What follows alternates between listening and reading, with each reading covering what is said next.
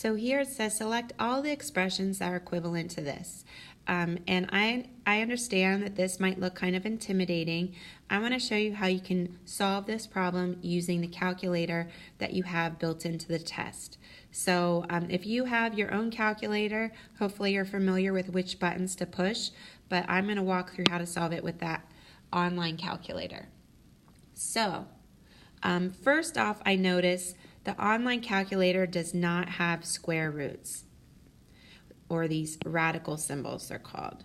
So we first need to change this to exponents to be able to enter it in.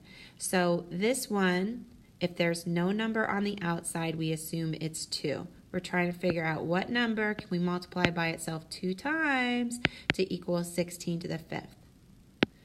That's the most common one, so they just don't even put the 2 there. So to do this, 16 is our base. Then you take the number inside and divide it by the number outside, and that is our exponent. And you might notice, hey, look, it's the same.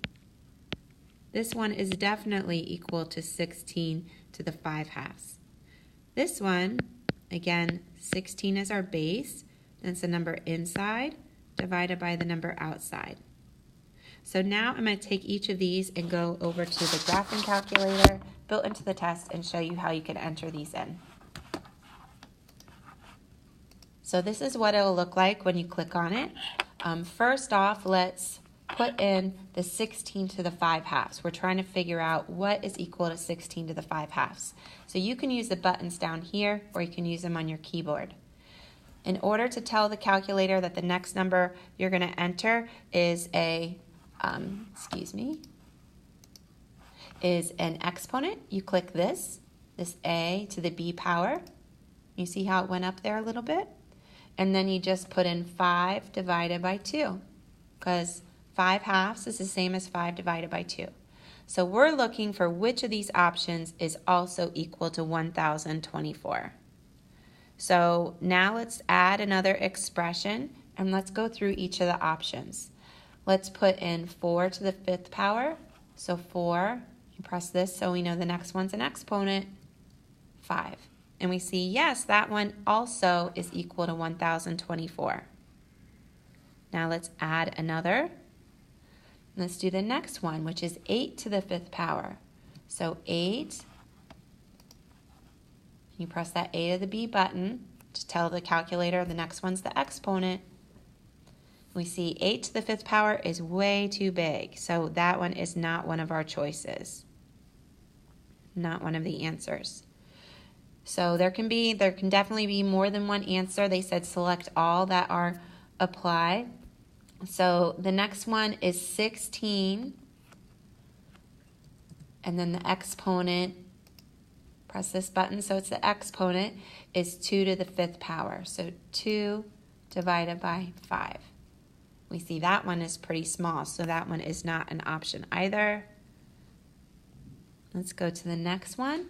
This one has parentheses, so there's some parentheses here, and I'm going to put 16 to the 2nd power, and it now still thinks I'm up there in the exponent. So you can either click this arrow to go next, so it goes down, and then put your parentheses, or you can just take your mouse and click in here next to and say, okay, I'm done with all that, now I want to be over here. So the next thing in parentheses is 16 exponent 1/2. So 1 divided by 2. And I see, yes, this one is also equal to 1024. And we have one more. So take your time and go through each of these.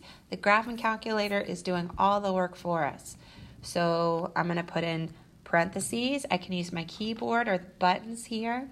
16 exponent 5. And then just arrow, like, okay, I'm done with that. Arrow over. And then another parentheses, 16 exponent 1/2. And there we go. That one is way too big as well. So we have 3 answers here. So let's go back to our test here, and we can highlight our answers. The ones were this one right here, this one, and this one. So make sure you check them all.